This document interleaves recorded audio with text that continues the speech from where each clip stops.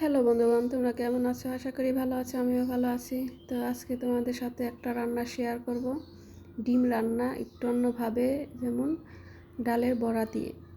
তো এখানে আমি মুসুরির ডাল আর বড় ডালটা যেটা ওটা মিক্স করে নিয়েছি, আর লবণ হলুদ দিয়ে আর একটু মরিচের গুঁড়া দিয়ে তারপর বড়াটা ভেজে নেব, ছোটো ছোটো করে ভেজে নেব।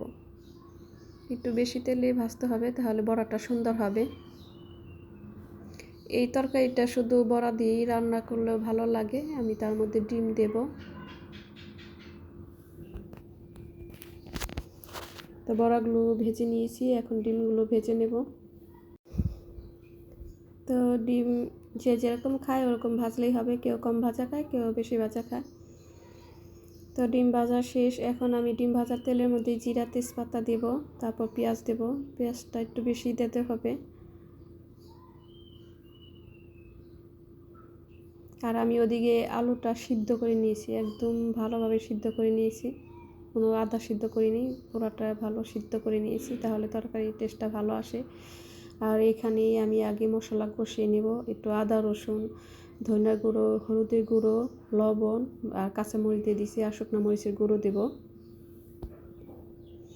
তো এখানে একটু জল দিয়ে আর একটু ভালোভাবে মশলাটা কষিয়ে নেব।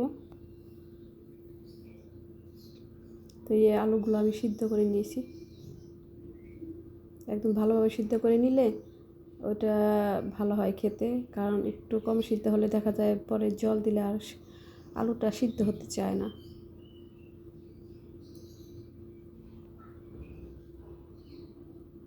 কেউ যদি ঝোল বেশি খায় তাহলে আর একটু জল দিতে হবে, বেশি করে জল দিয়ে তারপর ঝোল। এখানে যেহেতু বড়া দেব, বড়া দিলে হয় কি জলটা টেনে নেয়।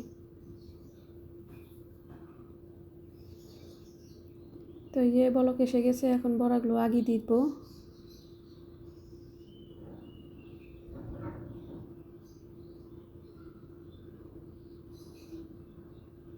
যেহেতু বড়া দিলে জলটা একটু বেশি দেওয়ার লাগে, তাহলে কারণ বড়া আস্তে আস্তে জলটা অনেক টানে। এখন ডিমগুলো দেব। আমার এখানে জল একটু কমই হয়েছে, আর একটু জল দিলে ভালো হতো। তো পরে আমি কাঁচামরিচ দেবো আর কয়টা, আর এখানে লাস্টে দেবো জিরার গুঁড়ো আর একটু গরম মশলা গুঁড়ো দেবো। রান্নাটা একদম সহজ, কিন্তু খেতে কিন্তু খুবই ভালো হয়, খেতে খুবই মজা হয়, আর বড়ার টেস্ট অন্যরকম আসে। তো রান্নাটা প্রায় শেষ। আর কারো যদি মন চায় ধনিয়া পাতা দেওয়া যায়, আমি দেবো না যেহেতু গরম মশলা দিয়েছি। তো এই রান্নাটা কেমন হলো দেখেছো? আর যদি রান্নাটা যদি ভালো লাগে তাহলে অবশ্যই একটা লাইক কমেন্টস করবে।